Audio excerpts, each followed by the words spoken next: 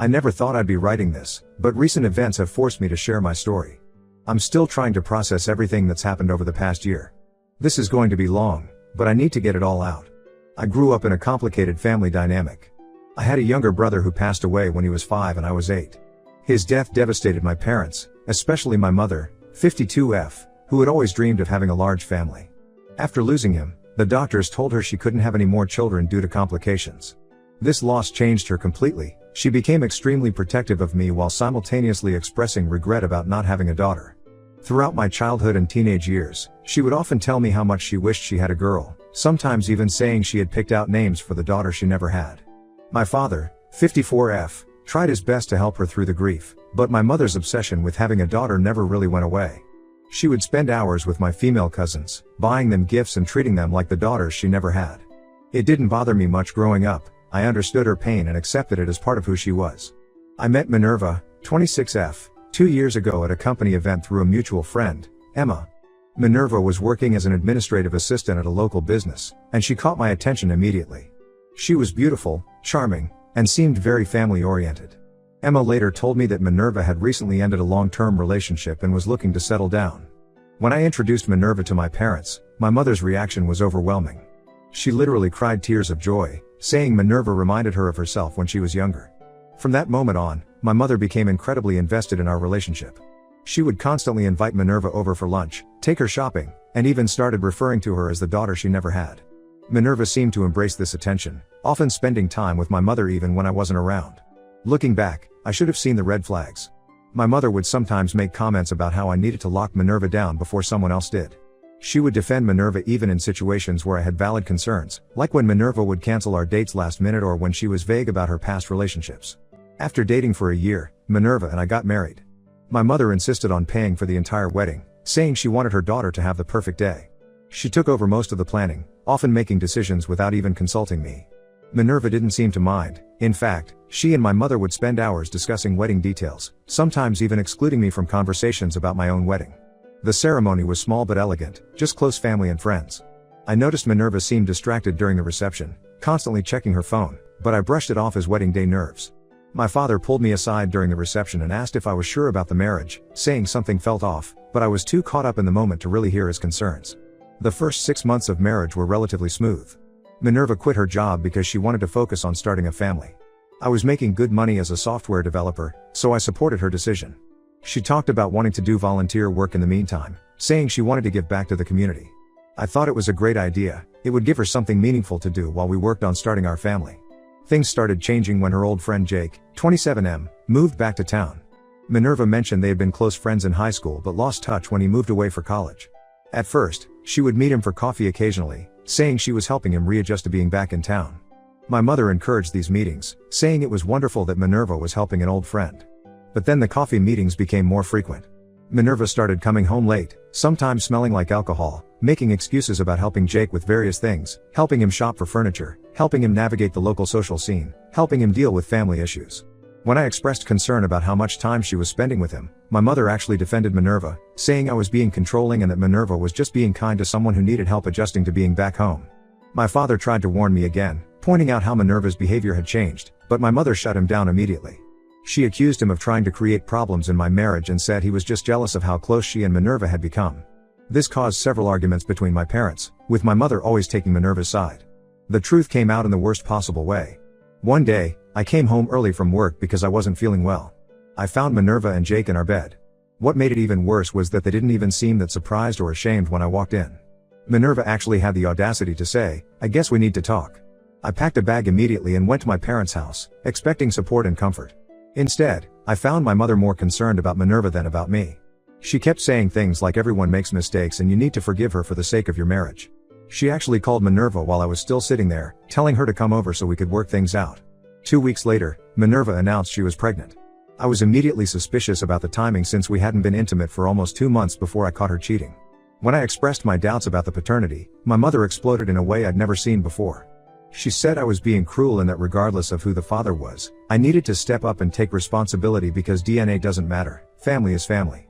I filed for divorce immediately, but Minerva fought it with my mother's full support, both emotionally and financially. To my absolute shock and horror, my mother actually testified against me in court, claiming I was an absent husband who drove Minerva to seek comfort elsewhere. She told the judge that Minerva's baby deserved a stable home and that I had the means to provide for them both. My mother even offered to help pay Minerva's legal fees, using money from her retirement savings to do so. My father tried to reason with my mother, but she wouldn't listen. She kept insisting that this baby was her chance to finally have the granddaughter she always wanted, regardless of biology. The judge ordered a paternity test once the baby was born, but my mother continued to support Minerva throughout her pregnancy, buying baby clothes and helping her set up a nursery in my old bedroom at their house. This whole situation has torn my family apart. My father barely speaks to my mother now, and I'm still trying to understand how my mother could betray me like this. The paternity test is scheduled for after the birth, but my mother insists it doesn't matter what the results show. She expects me to be a man and raise this child regardless. Update 1: The situation has gotten significantly worse since my last post, and I need to get this off my chest. 2 days after my original post, Minerva moved in with my parents because she claimed she had nowhere else to go. Her lease was up on her old apartment, and she said she couldn't afford a new place since she wasn't working. Jake apparently wanted nothing to do with the pregnancy and blocked her number. When I heard this through my father, I wasn't surprised. Jake had a reputation for running away from responsibility, something I later learned was a major pattern in his life. My mother completely reorganized their house to accommodate Minerva. She turned my old bedroom into a nursery, spending thousands of dollars on baby furniture, clothes, and decorations. She even started a baby fund using money she and my father had been saving for their retirement. When my father objected to this, she told him he was being selfish and that this baby needs to be our priority now. The situation at family gatherings has become unbearable. My mother has been parading Minerva around at every family function, introducing her as her pregnant daughter and telling everyone how excited she is about her first grandchild. She's even started a group chat with all the female relatives to plan a baby shower, completely ignoring the fact that I'm in the middle of divorcing Minerva and the baby might not even be mine. Last week, I received some devastating information from Emma, the mutual friend who initially introduced me to Minerva. She called me, clearly upset, and said she couldn't keep quiet anymore. According to Emma, Minerva and Jake had been having an affair for months before I caught them. They would meet at his apartment during her supposed volunteer work at the local community center. Minerva had never actually done any volunteer work, it was all a cover for her meetings with Jake. But the most shocking part of Emma's revelation was that my mother knew about the affair. Emma had seen my mother, Minerva, and Jake having lunch together at a cafe about 2 months before I caught them. When Emma approached their table, my mother seemed embarrassed but quickly recovered, introducing Jake as Minerva's old friend who's helping her with some community projects. I couldn't believe what I was hearing. I drove to my parents' house immediately to confront my mother. To my surprise, she didn't even try to deny it. She admitted knowing about Minerva and Jake's affair for at least 2 months before I found out. Her justification was that she didn't tell me because she was afraid I would leave Minerva and abandon the baby. This was before we even knew Minerva was pregnant. My mother's explanation was like a knife to my heart. She said she had always wanted a daughter and grandchildren, and that Minerva's pregnancy was a blessing in disguise regardless of how it happened. She actually told me that she saw this as her second chance at having the daughter she always wanted, and that she wasn't going to let my pride get in the way of that. When I asked her how she could betray her own son this way, she said something that will haunt me forever. Sometimes being a mother means making hard choices. Minerva needs me more than you do right now. She seemed to have completely convinced herself that supporting Minerva was the right thing to do, regardless of how much it hurt me. My father was in the garage during this conversation, but he heard everything. He came in looking more angry than I've ever seen him. He confronted my mother about keeping Minerva's affair secret, asking her how she could do this to their son. My mother's response was to accuse him of never understanding her pain of losing a child and never having a daughter. She said he couldn't possibly understand what this meant to her. My father moved into the spare bedroom that night and barely speaks to her now. He calls me daily to check on me and apologizes constantly for not seeing the situation more clearly from the beginning. He's talking about selling their house. He says he can't live under the same roof as my mother anymore. The rest of our family is divided over this situation. Some relatives, particularly the older generation, support my mother's stance about family being family and think I should step up regardless of the paternity. Others are disgusted by my mother's betrayal and have stopped speaking to her altogether. My aunt, my mother's sister, actually told me that my mother's behavior reminds her of how she acted after my brother died, completely irrational and unwilling to listen to reason. Minerva has been telling everyone who will listen that I'm the father and that I'm abandoning her and the baby.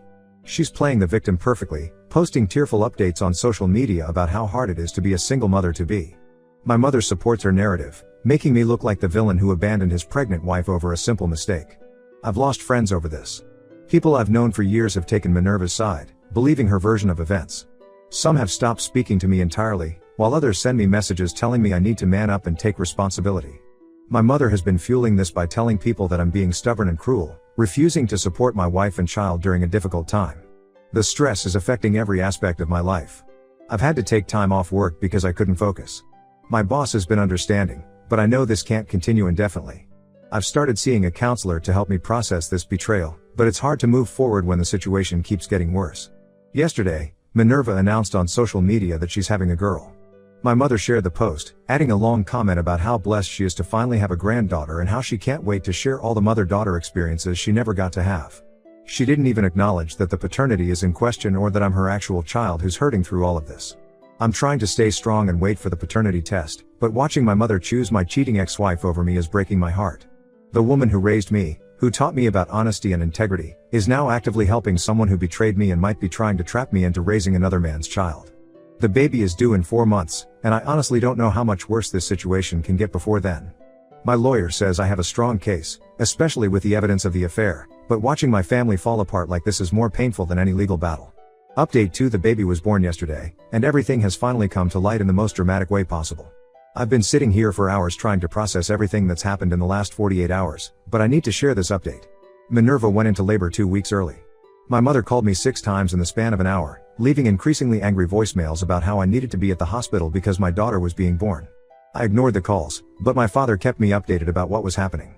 The baby girl was born healthy, weighing 7 pounds, 2 ounces. My mother posted pictures on social media almost immediately, announcing the arrival of her first grandchild without any mention of the pending paternity test. The hospital conducted the paternity test this morning, and as I suspected, I am not the father. The test confirmed that Jake is the biological father. But here's where things get even more twisted. Right after getting the results, I received a call from Lisa, Minerva's sister. Lisa was crying and apologizing, saying she couldn't live with the guilt anymore.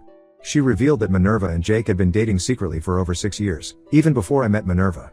They never broke up as Minerva had claimed. Jake wasn't ready for marriage or a baby, so they hatched a plan together. Minerva would find someone stable and successful to marry, all while continuing her relationship with Jake. I was their target because of my good job and what Lisa called my nice guy reputation. According to Lisa, Minerva had initially planned to pass off any baby she had with Jake as mine, but they hadn't planned on her getting pregnant so soon. When I caught them together, they had to accelerate their timeline. Lisa shared screenshots of text conversations between Minerva and Jake discussing their plan, including messages from before our wedding where they joked about how well their scheme was working.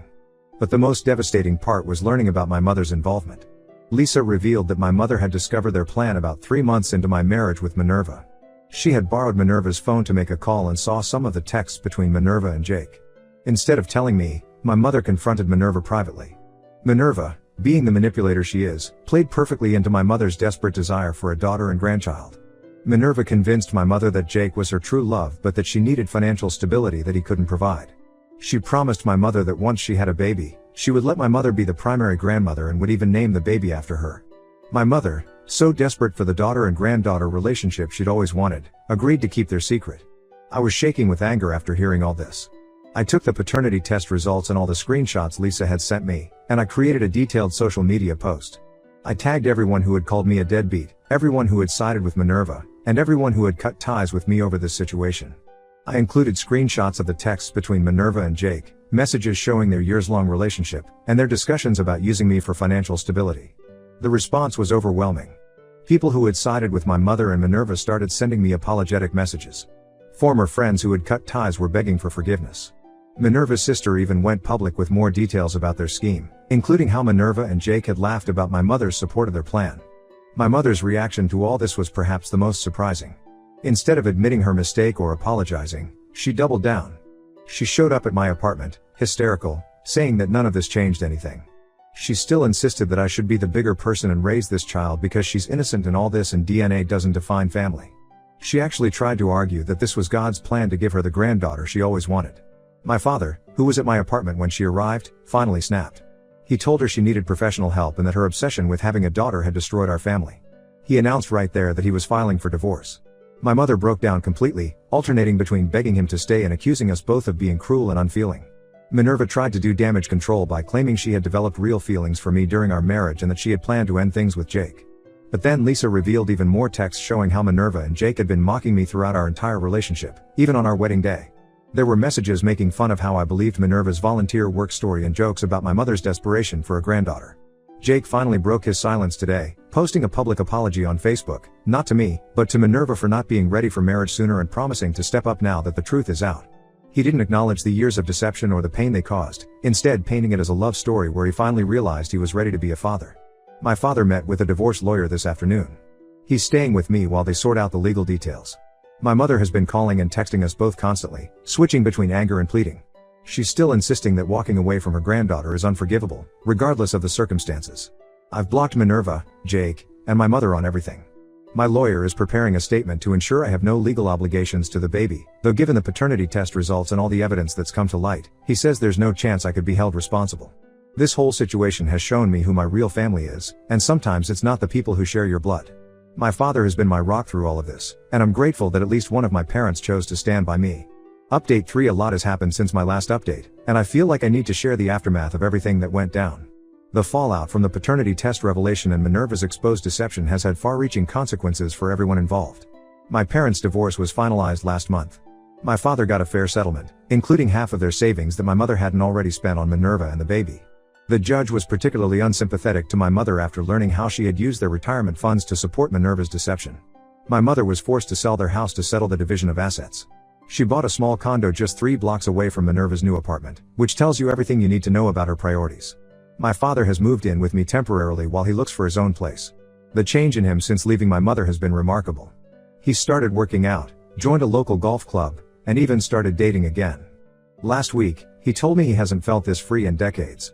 He admitted that my mother's obsession with having a daughter had been a dark cloud over their marriage for years, even before Minerva came into the picture. Minerva and Jake's situation has imploded spectacularly. They moved in together after the paternity reveal, playing the happy family on social media, but things quickly went south. Jake lost his job after his employer discovered he'd been lying about taking sick days to meet Minerva during our marriage. His boss's wife follows me on Facebook and saw my exposed post. Minerva tried getting a job at several local businesses, but her reputation preceded her. No one wants to hire someone known for such elaborate deception. My mother, unbelievably, is still fully committed to playing grandmother. She watches the baby 4 days a week while Minerva looks for work and Jake does odd jobs. She's spending what's left of her savings on baby clothes and supplies. She even threw a grandmother and granddaughter photoshoot last month and plastered the pictures all over her new social media accounts. She made new ones after most people unfollowed her old ones. The most shocking part is that my mother has started telling people a new narrative. She's now claiming she always knew Minerva and Jake were meant to be together, and that she facilitated their reunion because she could see they were soulmates. She's trying to paint herself as some kind of romantic hero who helped true love prevail. A few distant relatives are actually buying the story, praising her for putting love first. Last week, Minerva reached out through her lawyer, asking if I would consider adopting the baby since Jake isn't proving to be reliable father material. She had the audacity to suggest that since I almost was the father anyway, I should step in now that Jake is struggling to provide. My mother followed up with a long email supporting this idea, saying it would heal our family. I forwarded both messages to my lawyer without responding. The baby is 6 months old now, and my mother has fully embraced her role as grandma, despite having no biological connection to the child. She's created an entire Instagram account dedicated to posting daily pictures of the baby, with captions about her granddaughter. She even hired a professional genealogist to try to find some distant connection between our families to justify her claim to grandmotherhood. My father's divorce lawyer recently told us that my mother has been borrowing money from various relatives, claiming it's for family emergencies. We've since learned she's been giving this money to Minerva and Jake to help them make rent and buy baby supplies. Several family members have cut contact with her after discovering this deception. I've maintained complete no contact with my mother, Minerva, and Jake. I blocked every phone number and social media account they might use to reach me. They've tried to get messages to me through mutual acquaintances, but I've made it clear that anyone who acts as their messenger will also be cut off. My mother still sends cards and letters to my office, since she can't get my home address, begging me to reconcile with my sister. She's now referring to Minerva as my sister, which is a whole new level of disturbing, and accept my niece. Yes, she's really trying to reframe her relationship to the baby this way. Every letter goes straight into the shredder. The silver lining in all of this is that my father and I have become closer than ever. We have dinner together several times a week, and he's been my strongest supporter throughout this whole ordeal. He's helped me see that my mother's behavior isn't my fault and that her issues run much deeper than this situation with Minerva. I've started dating again recently, very casually, and I'm focused on my career. I got another promotion at work, and I'm planning to buy a house in a different neighborhood, further away from my mother's new condo. My father plans to move to the same area once he finds a place. Some people have suggested that I should try to forgive my mother, saying she's acting out of grief and trauma from losing my brother all those years ago. But watching her actively choose to support the people who deceived and betrayed me, and then try to rewrite history to justify her choices, has shown me who she really is. Some bridges, once burned, should stay broken. This will probably be my final update. I'm ready to close this chapter of my life and move forward without the toxic influence of my mother and the constant drama of Minerva and Jake's lies. Thank you to everyone who supported me throughout this journey.